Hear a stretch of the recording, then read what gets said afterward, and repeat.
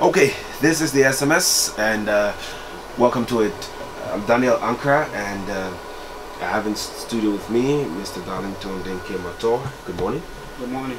And also Mr. Paul Bashi Gulapo. Good morning. Good morning.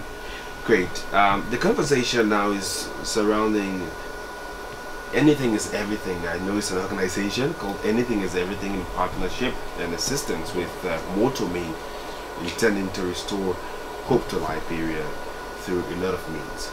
So, good morning once again, gentlemen. Welcome to ELBC. Thank you for having us. Okay, so I'll begin with Darlington. Give us an overview of Anything is Everything and its relationship with more than me. Anything is Everything actually comes from a very organic place. I think if you hear the word Anything is Everything, it's basically how I grew up. I grew up in Cote d'Ivoire, Damier, and we all went to the struggle due to the war.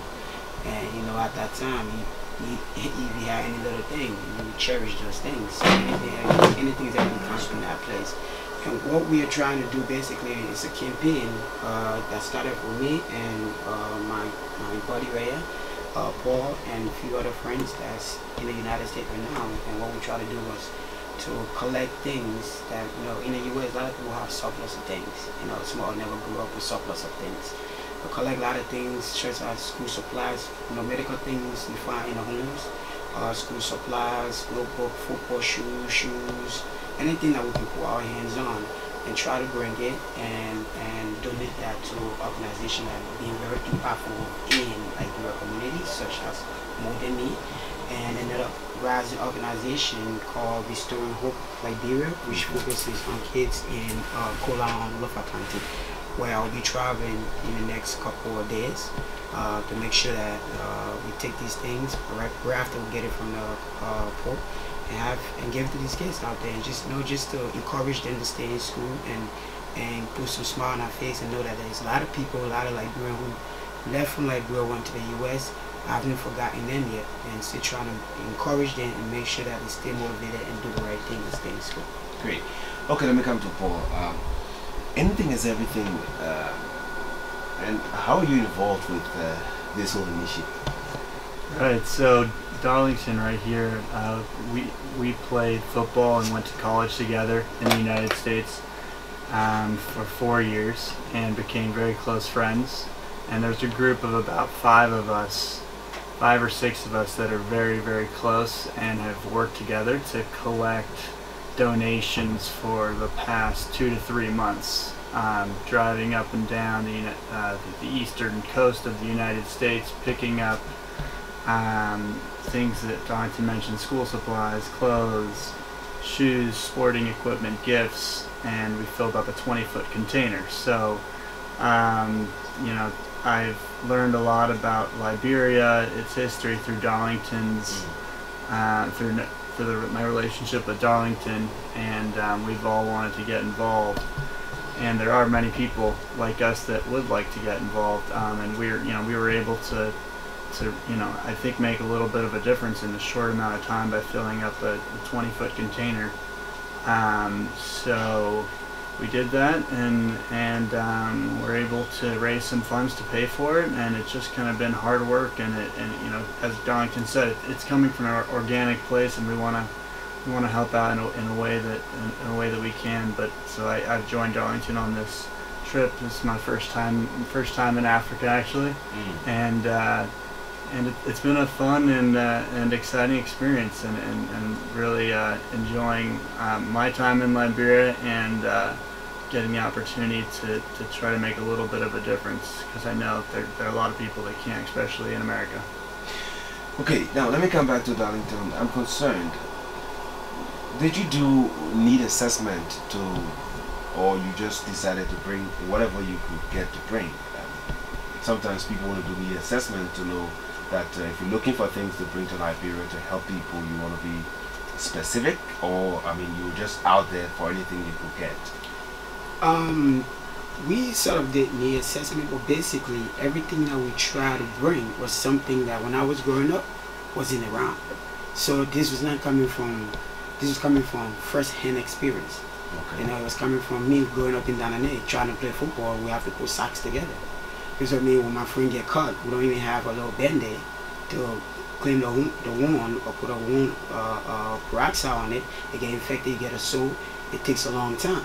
So all those things that we listed were things of me growing up wasn't around, and even like when organization did bring these things, our hands were never on it. We never had an opportunity to even get these things.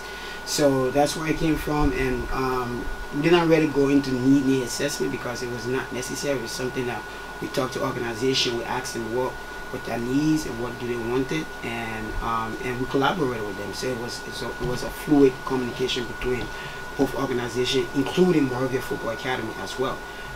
We had an opportunity to get in contact with Moravia Football Academy, so a lot of the equipment, a lot of the first aid kids going to go to Moravia Football Academy to help the kids, so that when they're playing football or they need certain things, it's right there to provide them the necessity to thrive on the field and in school, and just help build our confidence up.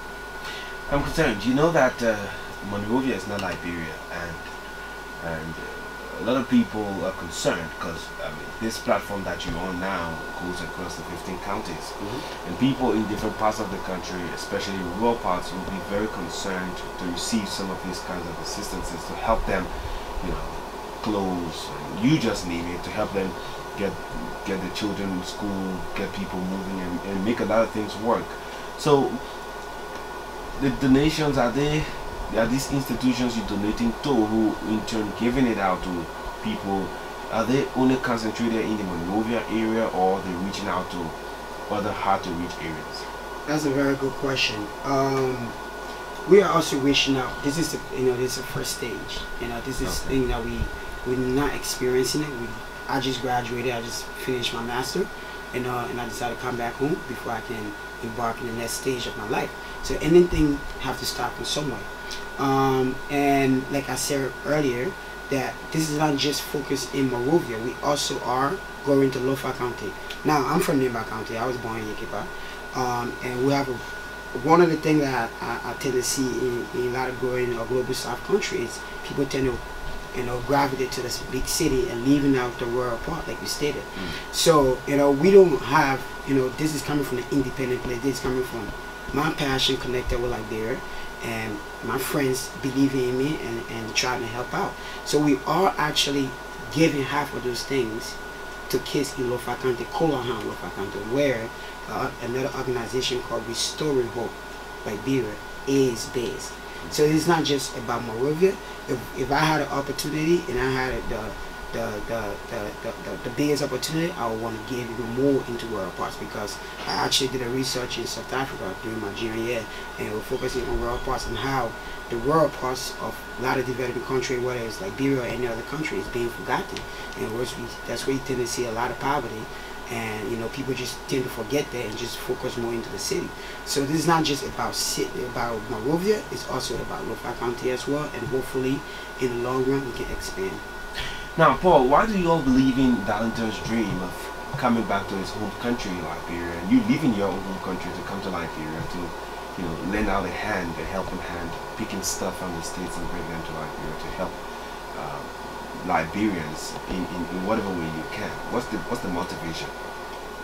The initial motivation was my relationship with Darlington, and he's like a brother to me, so I want, I myself and others have grown closer to Liberia through learning about his past, his family, his struggles, and through that learning about Liberia's struggle, and about and there's just so many questions, and there's a lot of perceptions from myself and from people in the West or the United States about Liberia. So I wanted to learn firsthand, to get an opportunity to learn and see what Liberia is like. And unfortunately there is a lot of negative perception, and whether it's through the media or through the Western lens about Liberia and life here. So I wanted to see firsthand what it's like, and